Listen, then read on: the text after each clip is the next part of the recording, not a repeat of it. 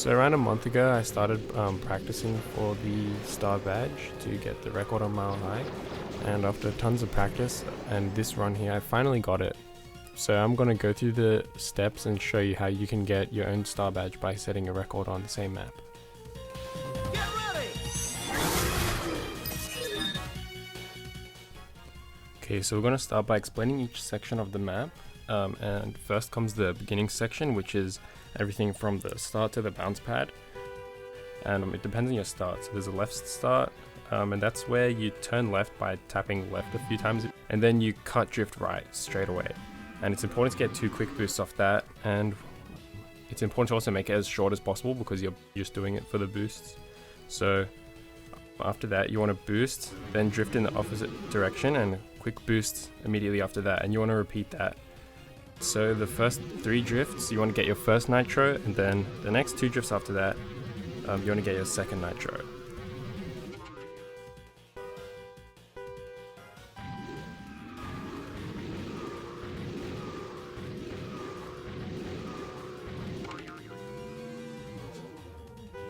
You also have the right start. Turn right by tapping a few times, and then wait a little bit, unlike the other one where you start immediately. And then you optimal drift, and you want to get around a third of your nitro.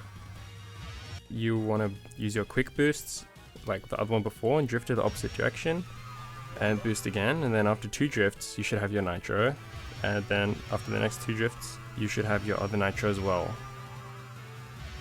Just pick one and stick with it because you're going to need to practice other sections of the map as well. With the beginning section, it's important that you don't use any nitros until you are above the bounce pad. Another key time saver in the beginning section is when you use your boosts. So for me, I want to boost, then drift quickly after that, and then boost as soon as I can after that. I don't want to use both boosts before the drift.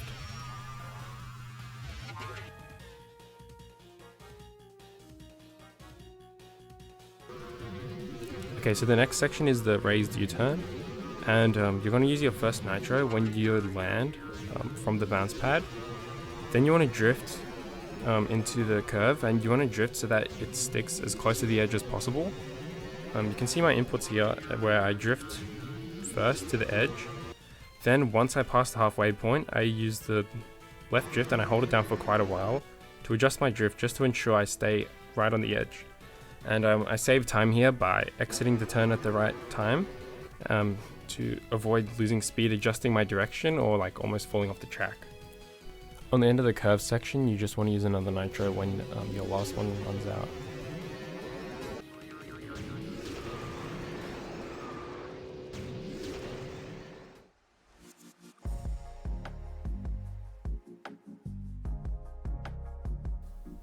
Then we have the simplest section of the track, which is the straight, and I count that as everything up to the large bump in the road. And at this point you should have 0.9 nitros coming off of the ramp, so that means that your bar at the bottom is almost full. So it's a common mistake to think, oh, I need that nitro, and short drift straight away. But when you short drift, you lose some speed, so over that time when you're getting back that speed, you're losing distance. You want to use your next nitro first, and then on the tail end of that nitro you want to use your short drift. You want to make it so that your short drift ends a decent amount of time before you want to use your next nitro, just so you don't have to do too many quick inputs. Then you want to use your nitro, and as you're going along this straight, it's important for you to be lining up the right side of your cart to the blue line, just so you're in the right area for the next section. You want to be going straight over the bump so that when you're flying through the air, you're flying in the right direction.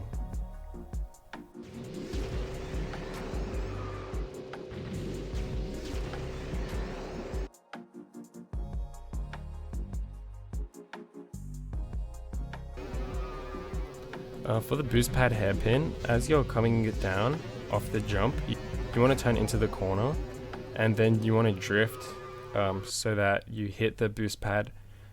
Either you want to hit the boost pad on its side that's closest to you, or you want to hit on the first half of its side.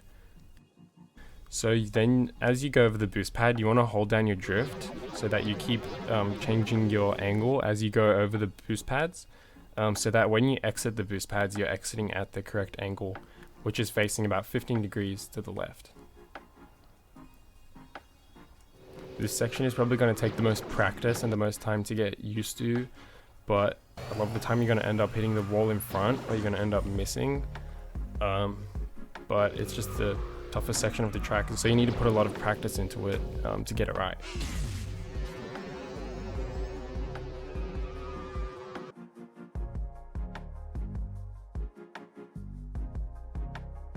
So the next time when you come through the straight section, it's a little bit different because you're going to have a nitro. You want to use this nitro to charge up 2 nitros to reset all the next sections like it's your first lap again. Because in the last section you're facing towards the left wall, you want to drift to the right until you're an S charge away from drifting your nitro. Then you want to do that S charge and then immediately tap the left drift to begin drifting to the left to charge another about half nitro. And then you want to use your multi-boost, and then you want to drift to the right again to get your second nitro and also get more multi-boost, and then you want to multi-boost into the bounce pad. This section takes a lot of practice just to get the drifts right. You don't want to be drifting too sharp because any time that you spend not going forward is time lost. So you just want to practice getting a nice narrow drift but still getting like the right amount of nitro.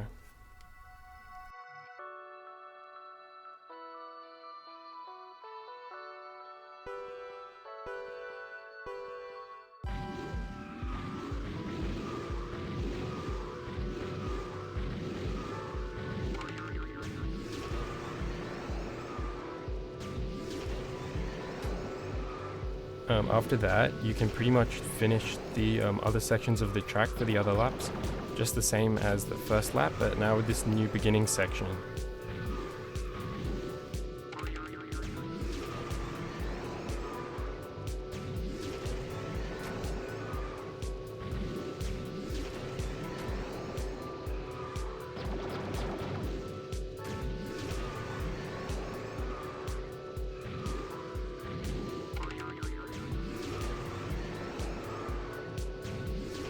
On your third lap, going through the boost pad hairpin, you want to face straight forward and use your nitro as soon as you come off that last boost pad, just to make sure you cross the line as quickly as possible.